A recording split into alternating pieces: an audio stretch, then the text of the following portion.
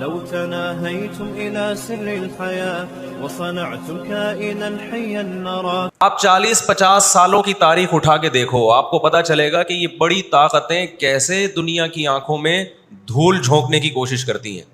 اتنا زبردست طریقے سے جھوٹ بولا جاتا ہے,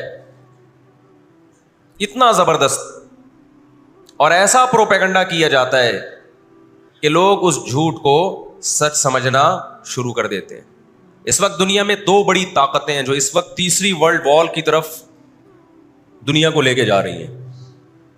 آپ کو پتا ہے پہلی جنگ عظیم میں کتنے لوگ ہلاک ہوئے, دوسری جنگ عظیم میں کتنے لوگ ہلاک ہوئے, اور اب جب تیسری جنگ عظیم ہوگی تو ہلاکتوں کا جو ریشو ہوگا, میں سمجھتا ہوں آدم علیہ السلام کے زمانے سے لے کر اب تک دنیا میں جتنی ہلاکتیں ہوئی ہیں وہ ایک طرف ترازو کے ایک پلڑے میں رکھ دیں آپ, اور یہ تیسری جنگ عظیم جو اسرائیل کی وجہ سے ہونے جا رہی ہے اس میں جو ہلاکتیں ہوں گی وہ تمام ریکارڈ توڑ دیں گی, اور اس کا ذمہ دار برطانیہ, امریکہ اور اسرائیل ہوگا, جو دنیا میں سب سے زیادہ تہذیب کے ٹھیکے دار سمجھے جاتے ہیں. اس لیے میرے سامنے یہ نہ کیا کرو گورے کے اخلاق بہت اچھے ہوتے ہیں, تھینک یو سے بات شروع کرتا ہے, تھینک یو پہ ختم کرتا ہے.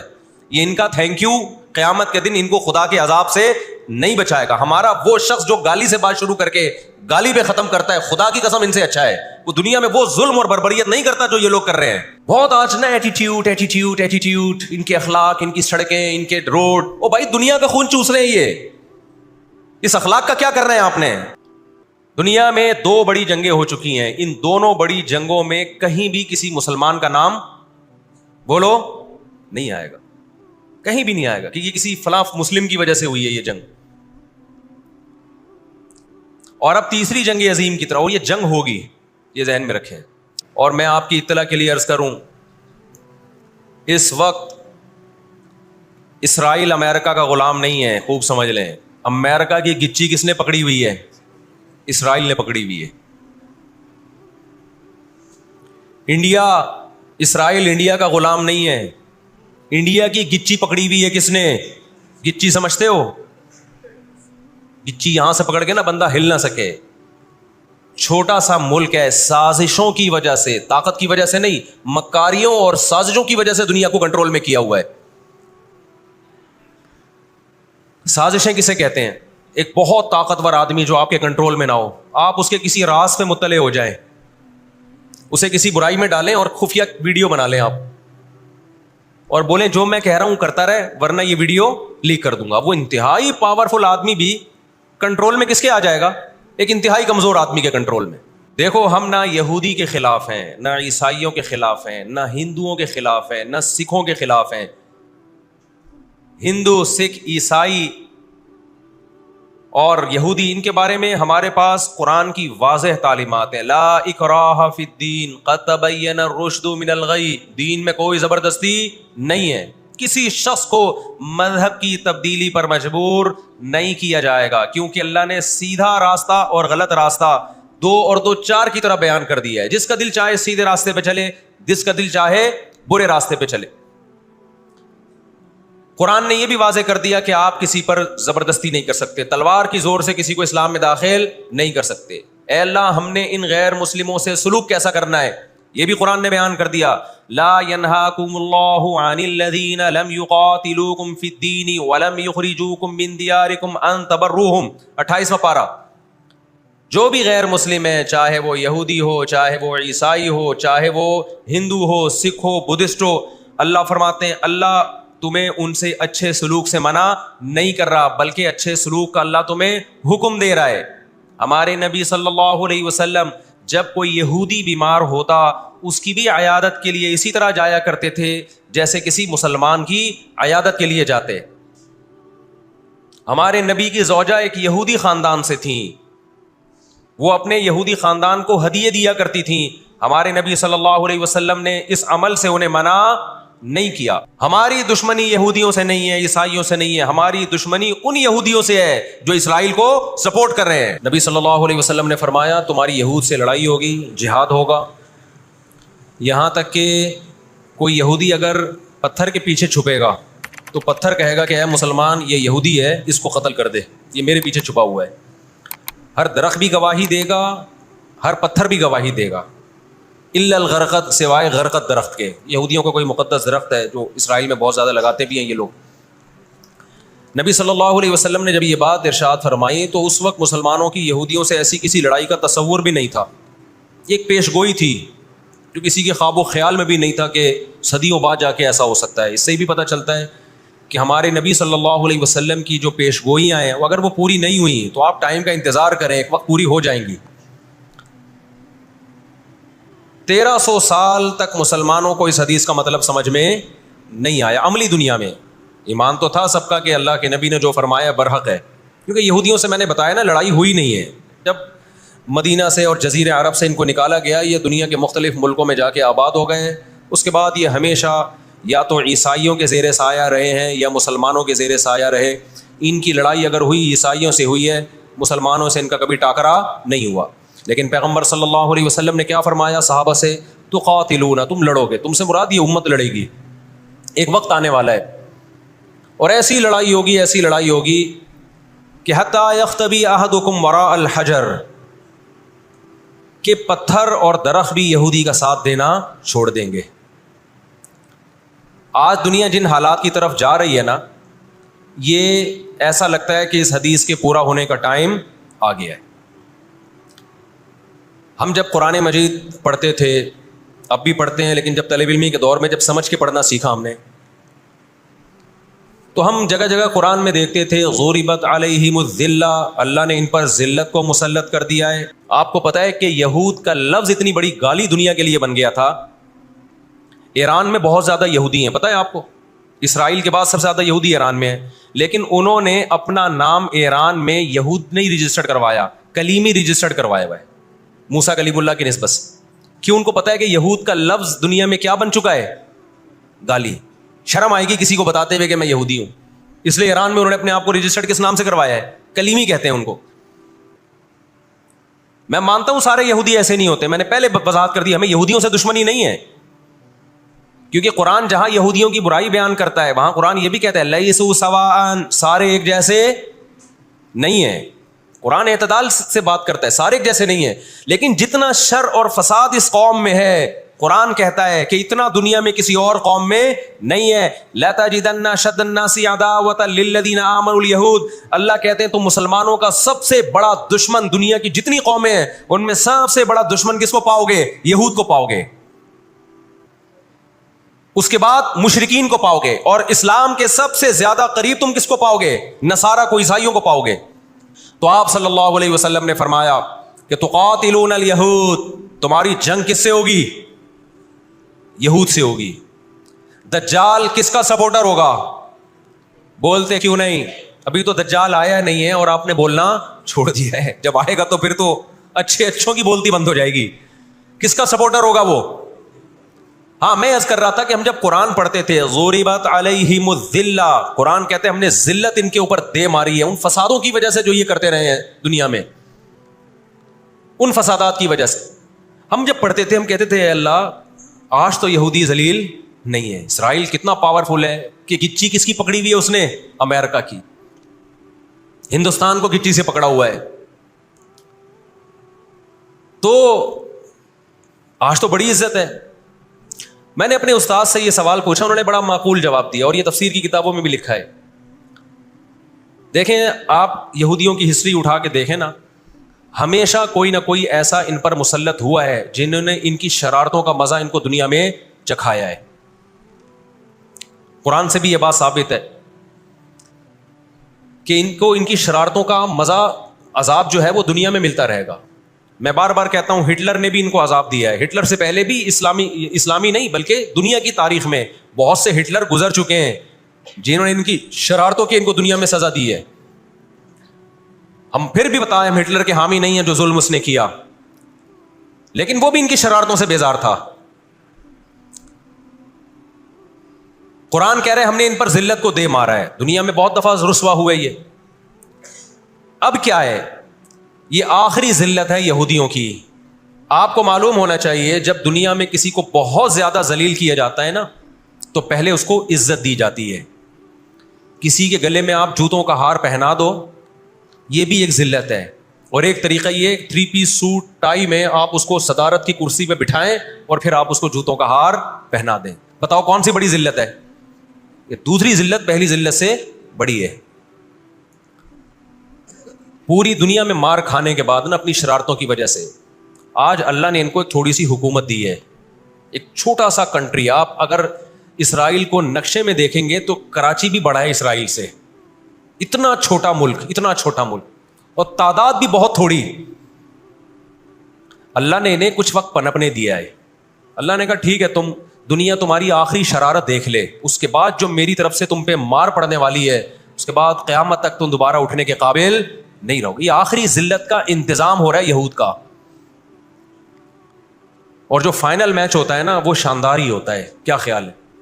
سیمی فائنل میں اتنا لوگ دلچسپی سے نہیں دیکھتے, کوارٹر فائنل میں اتنا دلچسپی سے بولو نہیں دیکھتے جو فائنل میچ دیکھتے ہیں. تو اللہ تعالیٰ ان کو تھوڑا سا پنپنے دے رہے ہیں کہ ٹھیک ہے اس دفعہ سیمی فائنل تم جیت لو, فائنل تک تو پہنچو نا تم, اس کے بعد ہوگا کیا. دیکھو آپ نے سنا ہوگا کہ لاتوں کے بت ہاتھوں سے نہیں مانتے. یہ جو اسرائیل جو کچھ کر رہا ہے نا, اس کا اصل حل مجھے بھی پتا ہے مظاہروں میں نہیں ہے. اس کا اصل حل ہے جہاد. اس کا اصل حل کیا ہے؟ جہاد.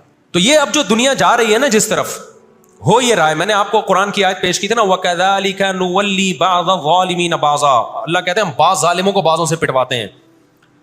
تو پہلی جو ابھی تک تو ہم نے نا امیدی کی باتیں کی ہیں, مسلمان ممالک شکست کھا کے بیٹھ چکے ہیں, 3 بڑی جنگوں میں شکست ہو چکی ہے. اس کے بعد اب کسی مسلم کنٹری میں اسرائیل پر چڑھائی کی طاقت نہیں ہے. ان کو پتا ہے پیچھے امریکہ بیٹھا ہوا ہے, پورا یورپ. رشیا نے یوکرائن جیسے اتنے سے کنٹری پہ حملہ کیا. آپ نقشے میں دیکھیں یوکرائن اتنا سا ہے, رشیا کیا ہے, یوں اگر وہ پاؤں بھی رکھ دینا تو کچل دے. لیکن جیت گیا کیا وہ جنگ؟ بولتے کیوں نہیں؟ کیوں؟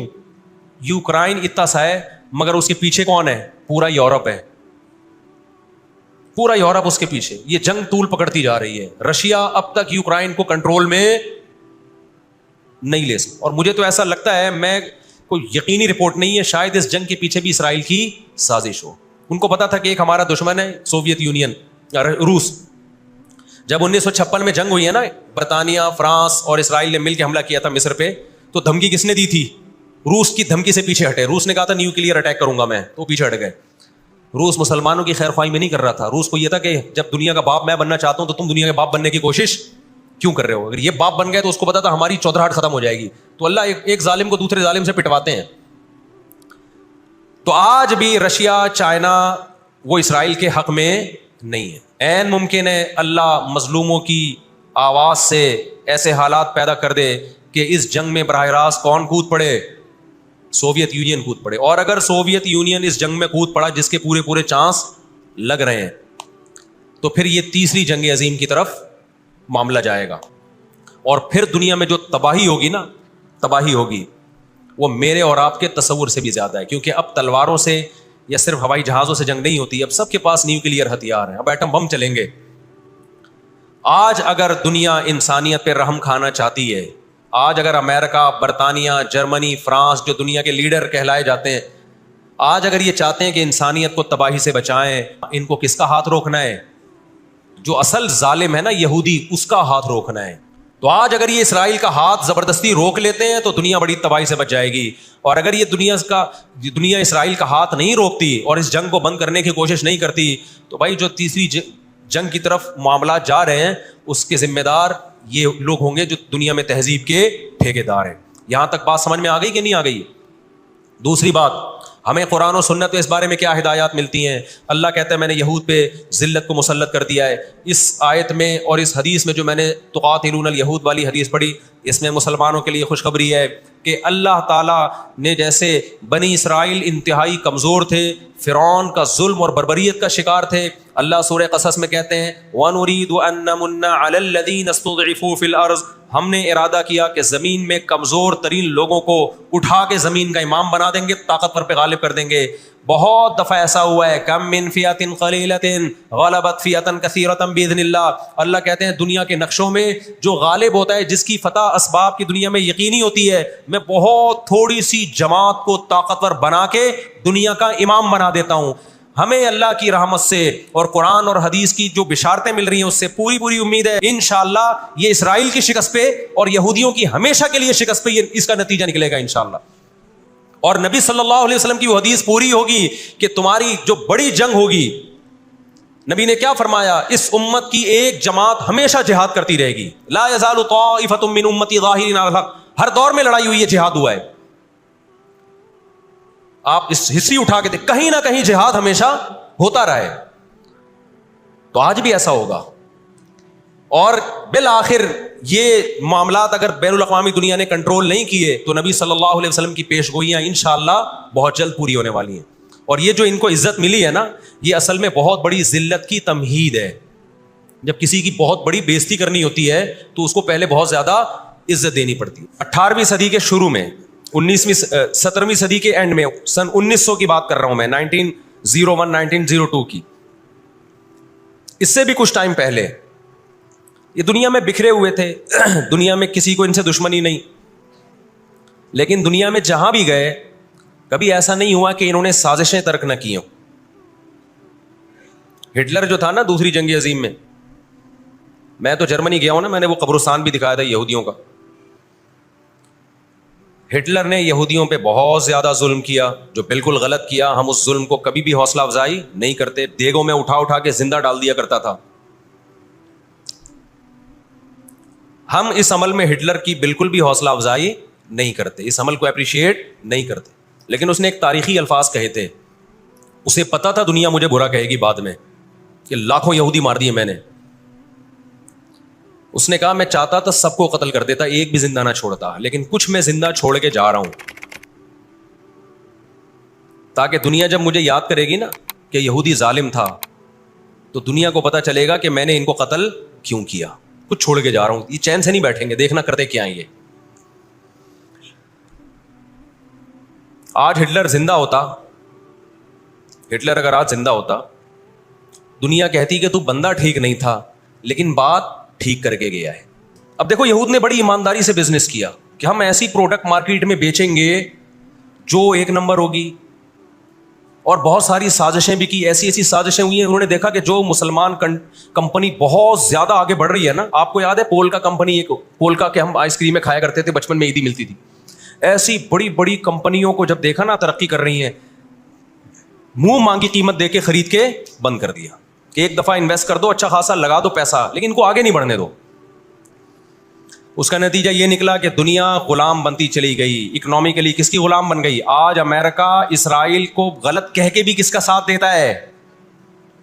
مجھے یاد ہے چند سال پہلے امریکی صدر نے بیان دیا تھا اسرائیل نے یہ غلط کیا ہے، یونائٹڈ نیشن کے لا کی پابندی نہیں کی ہے، لیکن ہم پھر بھی کس کے ساتھ ہیں؟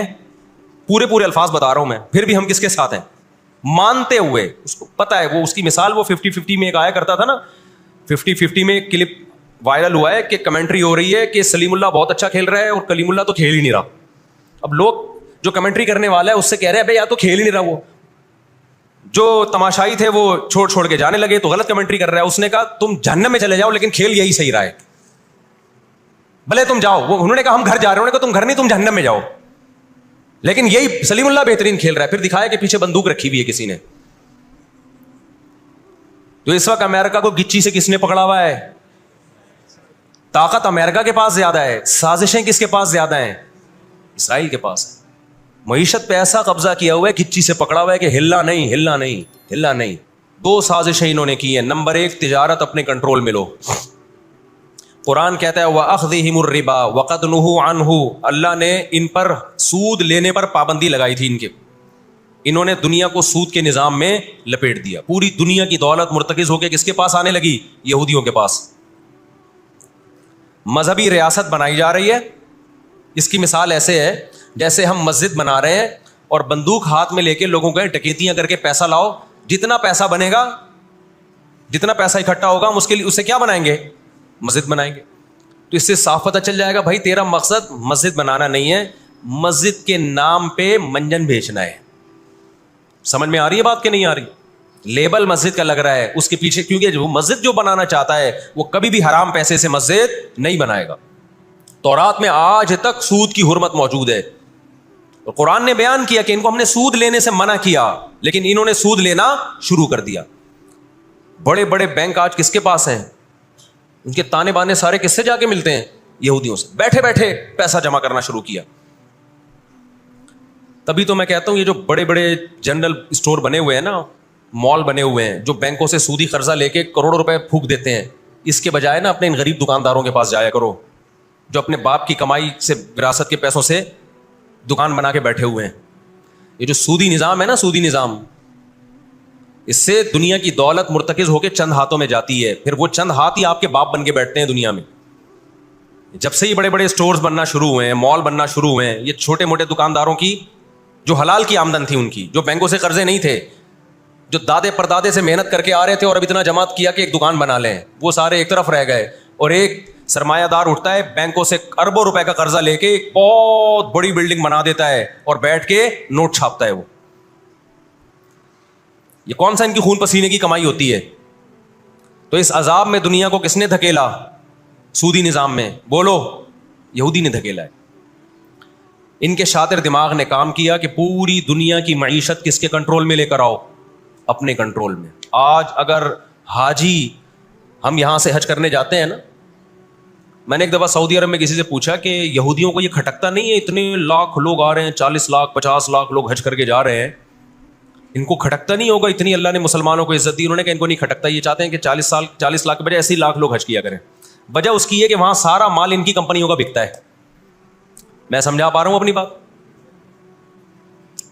ساری پروڈکٹ کس کی بکتی ہیں؟ منجن انہی کا بک رہا ہے وہاں بھی.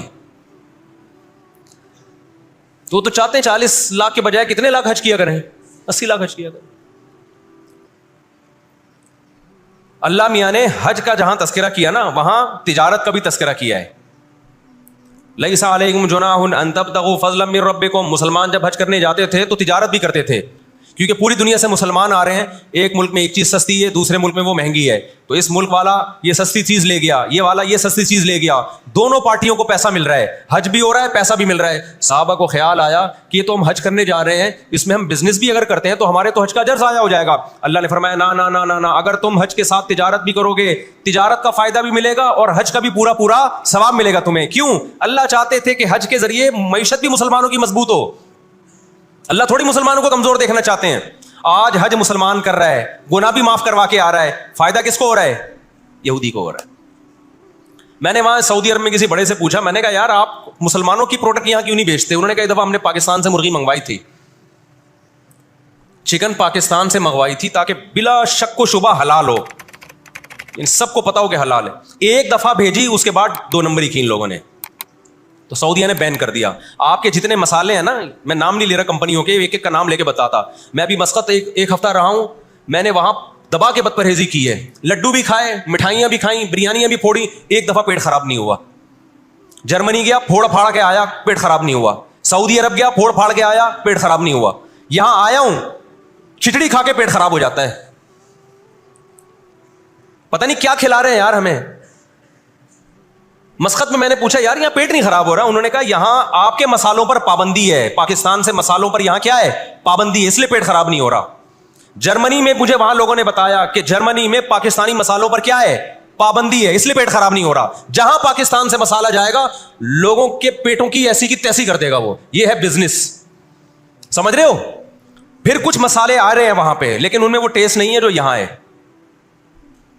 وجہ کیا ہے کہ یہاں جو کیمیکل ڈل رہا ہے نا ٹیسٹ کے لیے، وہ کیمیکل کے بغیر جا رہے ہیں، پھر وہ ایکسپورٹ ہو رہے ہیں، اس لیے اس میں وہ ٹیسٹ نہیں ہے، لیکن صحت نہیں خراب کر رہے. یہاں فوکس کیا جا رہا ہے ٹیسٹ کو، صحت گئی تیل لینے، اور آپ اور میں کھا رہے ہیں الحمدللہ، آتے ہی پیٹ خراب ہو گیا. خیر، آج یہودی کیا کہتے ہیں کہ بیت المقدس ہمارا ہے، ہمارے پیغمبر موسیٰ علیہ السلام، ابراہیم علیہ السلام، یعقوب علیہ السلام، اسحاق علیہ السلام، یہ تو سارے ہمارے پیغمبر ہیں، یہ سارے ہمارے پیغمبر ہیں، تو یہ ہمارا قبلہ ہے. یہ قرآن کیا کہتا ہے؟ آپ سورہ بنی اسرائیل اٹھائیں. وَقَضَيْنَا إِلَىٰ بَنِي إِسْرَائِيلَ فِي الْكِتَابِ لَتُفْسِدُنَّ فِي الْأَرْضِ مَرَّتَيْنِ وَلَتَعْلُنَّ عُلُوًّا كَبِيرًا فَإِذَا جَاءَ وَعْدُ أُولَاهُمَا بَعَثْنَا عَلَيْكُمْ عِبَادًا لَنَا أُولِي بَأْسٍ شَدِيدٍ فَجَاسُوا خِلَالَ الدِّيَارِ وَكَانَ وَعْدًا مَسْئُولًا ثُمَّ رَدَدْنَا لَكُمُ الْكَرَّةَ عَلَيْهِمْ وَأَمْدَدْنَاكُمْ بِأَمْوَالٍ وَبَنِينَ وَجَعَلْنَاكُمْ أَكْثَرَ نَفِيرًا إِنْ أَحْسَنْتُمْ أَحْسَنْتُمْ لِأَنفُسِكُمْ وَإِنْ أَسَأْتُمْ فَلَهَا فَإِذَا جَاءَ وعد الآخرة ليسوءوا وجوهكم وليدخلوا المسجد كما دخلوه أول مرة وليتبروا ما علوا تدبيرا.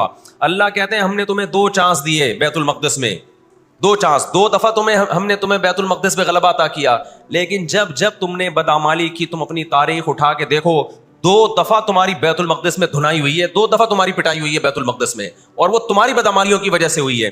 تو یہودیوں کے ہاتھ سے جو بیت المقدس نکلا ہے وہ ہماری وجہ سے نہیں نکلا, وہ کس کی وجہ سے نکلا ہے؟ ان کی اپنی ناشکریاں اور اپنی بدعمالیوں کی وجہ سے نکلا ہے.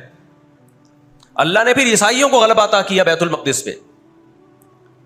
دنیا میں 3 مسجدیں ایسی ہیں جو اللہ کی نظر میں بہت مقدس ہیں, اور ان پر حکومت کرنے کا حق, کنٹرول کرنے کا حق اسی کو ہے جو اللہ کے دین برحق کو ماننے والے ہیں. یہ اسلام کی روشنی میں, ایک مسجد حرام, ایک مسجد نبوی اور تیسری مسجد اقصی, یہ اسلام کی روشنی میں. اور دنیا کے قوانین کی روشنی میں بھی دیکھا جائے, ہو سکتا ہے یہودی کہ میں اسلام کو نہیں مانتا, امریکہ کہے میں اسلام کو نہیں مانتا, آپ نہ مانیں اسلام کو, لیکن آپ ریاستوں کے حقوق کے تو قائل ہیں نا. 18ویں 19ویں صدی کے آخر میں دنیا میں جن ممالک کی لکیریں کھنچ چکی تھیں, پوری دنیا کا معاہدہ ہے, پوری دنیا کے ایگریمنٹ ہے کہ جس ریاست کو ہم نے تسلیم کر لیا ہم اس کے خلاف مسلح لڑائی, بولو نا, نہیں لڑ سکتے. مجھے ایک بات بتاؤ, آج اگر برطانیہ اٹھ کے پاکستان پہ حملہ کرتا ہے, دنیا کس کو برا بھلا کہے گی؟ بولو نا, کیا ہو گیا؟ برطانیہ کو کہے گی نا. اگر وہ کہے کہ میں یہاں پہلے حکومت کر کے گیا ہوں, یہودی کہتے ہیں نا ہم نے بیت المقدس پہ حکومت کی ہے لہذا ہمارا حق ہے. بھائی حکومت تو برٹش نے بھی کی ہے پورے بر صغیر پر, لیکن آج کیا برطانیہ کو اجازت دی جائے گی کہ چونکہ آپ پہلے ہندوستان پہ حکومت کر کے گئے ہیں لہذا آپ دوبارہ بھی اٹیک کر سکتے ہیں؟ کیا دنیا کے کسی قانون میں اس کی اجازت دی جا سکتی ہے؟ یہی کہا جائے گا بھائی ونس اپون اے ٹائم, اب جب ایک کنٹری بن گیا ہے اور آپ نے اس کو ایز اے کنٹری تسلیم کر لیا ہے, دنیا نے تسلیم کر لیا ہے, اب اس کی لکیریں کھنچ چکی ہیں, اب اس سے 1 انچ بھی دنیا میں کسی کنٹری کو اس سے آگے بڑھنے کی اجازت نہیں ہوگی تو یہ بین الاقوامی لا اور بین الاقوامی قانون کی روشنی میں جرم سمجھا جائے گا. یہودیوں پر ان کی بدعمالیوں کی وجہ سے قرآن کیا کہتا ہے؟ غربت علیہم الذلہ, انہوں نے پیغمبروں کو قتل کیا, انہوں نے موسیٰ علیہ السلام کو صرف ستایا نہیں, بے انتہا ستایا, اتنے سارے معجزے دیکھنے کے باوجود. انہوں نے عیسیٰ ابن مریم کو اللہ کا بیٹا کہا, عیسیٰ ابن مریم کو معاذ اللہ ولد الزنا کہا, حالانکہ ان کی اپنی کتابوں میں آج تک عیسیٰ ابن مریم کی گواہی, ان کے نبوت کے علامات موجود ہیں. آپ کو پتہ ہے یہودی مدینہ میں کیوں آباد ہوئے؟ آخری نبی کے انتظار کے لیے, ورنہ مدینہ اور یہودیوں کا آپس میں کوئی لنک بنتا نہیں ہے. یہ لوگ جایا کرتے تھے سفر کر کے, راستے میں مدینہ کا نخلستان تھا. تاریخ کی کتابوں میں لکھا ہے کہ انہوں نے دیکھا کہ آخری نبی محمد صلی اللہ علیہ وسلم جس علاقے میں آئیں گے, نبوت کا اعلان کریں گے, وہ اس تمام علامات اس علاقے میں پائی جاتی ہیں. لیکن نبی صلی اللہ علیہ وسلم کے دنیا میں آنے کے بعد جیسے انہوں نے اپنی کتابوں میں عیسیٰ ابن مریم کا تذکرہ ہونے کے باوجود ان کا انکار کیا حسد اور جیلیسی کی وجہ سے, اسی طرح انہوں نے محمد صلی اللہ علیہ وسلم کی نبوت کا انکار کیا. قرآن کہتے ہیں اس کی بیس بھی کیا تھی؟ حسد اور جیلیسی. دیکھو اللہ کا قاعدہ ہے کہ دنیا میں جو حد سے زیادہ آگے نکلنے کی کوشش کرتا ہے نا اپنی اوقات سے زیادہ, حق علی اللہ الا یرتفع شیء الا وضعہ. نبی صلی اللہ علیہ وسلم نے فرمایا اللہ نے اپنے اوپر یہ بات لازم کر لی ہے کہ جو چیز بھی حد سے آگے نکلے گی اللہ اس کو زمین پہ گرا دے گا. آج بھی آپ نے دیکھا ہوگا نا بہت سے لوگ ہر وقت میں کرتے کرتے تکبر سے دماغ خراب ہونے لگتا ہے. اللہ کی قدرت حرکت میں آتی اور اللہ ایک ہی دفعہ میں نیچے پٹکتے ہیں اس کو. نبی صلی اللہ علیہ وسلم نے فرمایا اللہ تعالیٰ کہتے ہیں الکبریاء ردائی, تکبر میری چادر ہے, جو مجھ سے اس چادر میں شرکت کی اور الجھنے کی کوشش کرے گا میں اس کو رسوا کر دوں گا. یہی 100% یہ معاملہ اللہ نے یہودیوں کے ساتھ کیا ہے. یہ لاڈلی قوم تھی, اللہ نے ان میں بہت سارے پیغمبر بھیجے, موسیٰ کلیم اللہ بھیجے, جنہوں نے ان کو فرعون کے تسلط سے آزاد کرایا, اتنے سارے معجزے دیکھنے کے بعد جب ان کو حکم ہوا اللہ کی راہ میں جہاد کرو, تو انہوں نے کیا کہا, اذهب انت وربک فقاتلا انا ہاہنا قاعدون, اے موسیٰ تو اور تیرا رب جا کے لڑ, ہم یہیں بیٹھ کے تماشا دیکھ رہے ہیں. اللہ نے کیا کیا ہے, ابراہیم علیہ السلام کے جو دو بیٹے تھے نا, ایک اسماعیل اور ایک اسحاق, تو اللہ نے نبوت کہاں شفٹ کر دی, اسماعیل علیہ السلام کی اولاد میں, کہ اب جو آخری پیغمبر آئے گا وہ اسحاق علیہ السلام کی اولاد میں نہیں ہوگا, وہ بنی اسرائیل میں سے نہیں ہوگا. اسرائیل یعقوب علیہ السلام کا لقب ہے, یعقوب علیہ السلام کی اولاد میں نہیں ہوگا. وہ کس کی اولاد میں ہوگا, اسماعیل علیہ السلام. ان کے اندر دو بیماریاں, ایک حسد کہ فلاں کو نعمت کیوں مل رہی ہے, اور ایک دنیا سے محبت. قرآن کہتا ہے یود احدہم لو یعمر الف سنہ, ان میں سے ہر شخص چاہتا ہے کہ کم سے کم اس کی عمر کتنی ہونی چاہیے, 1000 سال. اور مسلمان دنیا سے محبت نہیں کرتا. تو آپ بتاؤ, دو ایسی قوموں کا مقابلہ ہو کہ ایک زندہ رہنے کے لیے لڑ رہی ہو اور ایک موت کے لیے لڑ رہی ہو, تو فتح کس کو ملے گی, جو موت کے لیے لڑتا ہے. پہلے حضرت عیسیٰ علیہ السلام کا انکار کیا, اللہ نے عیسیٰ علیہ السلام کو ماں کی گود میں زبان دی کہ میں ولد الزنا نہیں ہوں. انہوں نے وہ معجزے اپنی آنکھوں سے دیکھے, مگر کیوں نہیں مانا, اس لیے کہ اپنی چودراہٹ جا رہی تھی. جب مذہبی چودراہٹ انسان میں آتی ہے نا, وہ بہت خطرناک ہوتی ہے, کیونکہ مذہب میں عزت بہت ملتی ہے. ہم نے بڑے بڑے علماء سے سنا تبلیغ میں عالم کے لیے 1 سال رکھا ہوا ہے, غیر عالم کے لیے نہیں رکھا ہوا. میں جب اپنے شیخ سے بیعت ہوا تو مجھے انہوں نے بہت سارے معمولات بتا دیے کہ یہ ذکر اتنے لمبے چوڑے. میں حیران تھا کہ وہ فلاں بیعت ہو کر گیا ہے, اس کو تو کم معمولات بتائے, ہم تو مولانا ہے. تو ہمارے شیخ نے کہا کہ عالم کے بگڑنے کا اندیشہ عامی آدمی کے بگڑنے سے بولو زیادہ ہے. عزت بھی ملتی ہے جب علم ہوتا ہے, شہرت بھی ملتی ہے. عزت, شہرت, دولت, یہ 3 چیزیں انسان کی کھوپڑی کو کیا کرتی ہیں, بولو خراب. تبھی تزکیہ نفس جو ہے نا, تزکیہ نفس, جس کے پاس بھی علم ہے, آج یوٹیوب پہ بہت سے اسکالرز ہیں, ادھر ادھر سے علم حاصل کر لیا, کسی بزرگ سے باقاعدہ تعلق قائم کر کے اپنا تزکیہ نہیں کروایا, تو وہی علم ان کا گمراہی کا پھیلانے کا ذریعہ بن جاتا ہے. قرآن کیا کہتا ہے, ان لوگوں میں انا پیدا ہو گئی, ہم نے ان کو علم, یہودیوں کو علم پر بھی دنیا کا علم بھی دیا, دین کا علم بھی دیا, اور داؤد اور سلیمان علیہ السلام کے ذریعے دنیا میں ان کی خلافتیں قائم ہوئی. تو بجائے اللہ کے شکر گزار بننے کے, تکبر سے کھوپڑی آؤٹ ہونا بولو شروع. اللہ سے کوئی نہیں لڑ سکتا. جب تکبر آئے گا آپ کے اندر, بجائے اس کے کہ آپ اللہ کا شکر ادا کرو. بہت بڑے حصے پر یہودیوں نے حکومت کی ہے. ایسے ایسے پیغمبر اللہ نے یہودیوں کو دیے جو نہ عیسائیوں کے حصے میں آئے نہ مسلمانوں کے حصے, یعنی کثرت کے اعتبار سے اتنے زیادہ. ہمیں اللہ نے سید الانبیاء دیے محمد صلی اللہ علیہ وسلم, ہم پر سب سے زیادہ احسان ہے. لیکن کثرت کو دیکھا جائے تو جتنے کثرت سے پیغمبر یہودیوں کے پاس آئے, اتنی کثرت سے پیغمبر کسی اور قوم کے پاس نہیں آئے. پھر اللہ نے داؤد اور سلیمان علیہ السلام کے ذریعے ان کو بڑی بڑی حکومتیں دیں, بیت المقدس ان کا مرکز بنا. لیکن اللہ کا شکر گزار بننے کے بجائے تکبر سے کھوپڑی آؤٹ ہونا شروع ہو گئی. اللہ نے ان سے نظام حکومت لے کے کس کے حوالے کر دیا, بیت المقدس کا, عیسائیوں کے حوالے کر دیا. عیسائی بہت تھوڑے تھے, لیکن اللہ نے ان تھوڑوں کو ان طاقتوروں سے لڑوایا, اور اللہ نے ان کو مغلوب کیا. ان کے ہاتھ سے بیت المقدس نکلا, اور اس کے بعد سے اب تک ان کے ہاتھ میں بیت المقدس نہیں آیا. مسلمانوں کے پاس آ گیا, ان کو نہیں دیا اللہ نے. اب بھی دنیا کو اگر ہوش نہیں آتا اور کفر کی حقیقت سمجھ میں نہیں آتی ہے, ہمارے لبرل اور سیکولر طبقے کو جو صبح و شام ان کے گن گاتے ہیں, تو پھر آپ کو اس کا اللہ کے سامنے حساب دینا پڑے گا. جہاں مسلمان کا خون بہے گا دنیا منہ پہ ٹیپ لگا لیتی ہے.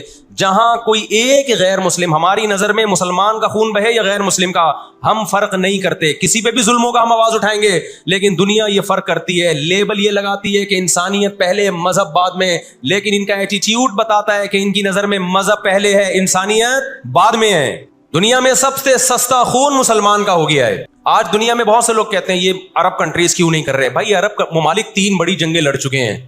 یہ جو لوگ الزام لگاتے ہیں نا کہ عرب چپ کر کے بیٹھے ہوئے ہیں, مصر کیوں نہیں کر رہا. مصر کی سرحد ملتی ہے اسرائیل سے, شام کی سرحد ملتی ہے, اردن اور لبنان کی سرحد ملتی ہے. یہ سارے ملک 3 بڑی جنگیں لڑ چکے ہیں اسرائیل کے خلاف, لیکن فتح کس کو ہوئی ہے؟ اسرائیل کو. کیوں؟ اس کے پیچھے کون تھا؟ اس کے پیچھے امریکہ تھا. تو آپ اپنے ملکوں کو برا بلا کہہ کے اس سے کچھ بھی حاصل ہونے والا نہیں ہے, اس سے ان کا وجود بھی ختم ہو جائے گا. 3 بڑی جنگیں ہو چکی ہیں, تمام عرب کنٹریز مل کے اسرائیل پہ حملہ کرتے ہیں, لیکن اس کے نتیجے میں نقصان کیا ہوا؟ یونائٹڈ نیشن نے جو لکیر کھینچی تھی نا یہودیوں کے لیے, یہودی اس لکیر کو کراس کر کے آگے بڑھ گیا, اور 80% فلسطین پہ یہودی نے قبضہ کر لیا. اور یہ غزہ کی پٹی جو آج ہے, اور جس کو ویسٹ بینک کہا جاتا ہے, اس غزہ کی پٹی پہ مصر کا قبضہ ہو گیا جو ایسٹ میں ہے, اور ویسٹ بینک پہ اردن کا قبضہ ہو گیا. 20% علاقہ میں سے آدھا اردن کے پاس اور آدھے سے کچھ کم مصر کے پاس چلا گیا. باقی 80% کس کے پاس آ گیا؟ اسرائیل کے پاس. یہ میں ان لوگوں کو بتا رہا ہوں جو ہر وقت اسلامی حکومتیں جو رہی صحیح رہ گئی ہیں نا, ہر وقت ان کو برا بلا کہتے رہتے ہیں یہ کچھ نہیں کر رہے, یہ عرب کچھ نہیں کر رہے. یہ 3 جنگیں لڑ چکے ہیں. جب تک تمہارا باپ پیچھے کھڑا ہوا ہے نا امریکہ, اس وقت تک یہ مسئلہ حل نہیں ہو سکتا. عراق میں جو بھوک سے بچوں کو مارا ہے وہ کس نے مارا ہے؟ مسلمانوں نے مارا ہے یا ان 27 اتحادیوں نے مارا ہے؟ وہ عراق اب تک اپنے پاؤں پہ کھڑا نہیں ہو پایا ہے. اس تباہی کا جو سینکڑوں بچے یونائٹڈ نیشن کی رپورٹ کے مطابق عراق میں بھوک سے مرے ہیں, ان کا ذمہ دار سعودی عرب ہے, پاکستان ہے, یا وہ 27 اتحادی ممالک ہیں جو سارے غیر مسلم کنٹریز ہیں جنہوں نے 27 ملکوں نے مل کے عراق پہ حملہ کیا تھا اور جھوٹا الزام لگایا کہ ان کے پاس کیمیکل ہتھیار ہے. جنرل مشرف کی بہت ساری باتیں جن سے ہم متفق نہیں, کچھ باتیں بڑی خاندانی کر گیا وہ, کچھ غلط لوگ بھی صحیح باتیں کر جاتے ہیں نا. جنرل پرویز مشرف مرحوم کی پالیسیاں, ان پالیسیوں نے پاکستان کو فائدے کے بجائے نقصان پہنچایا. کچھ باتیں بڑی خاندانی کر گئے جنرل مشرف.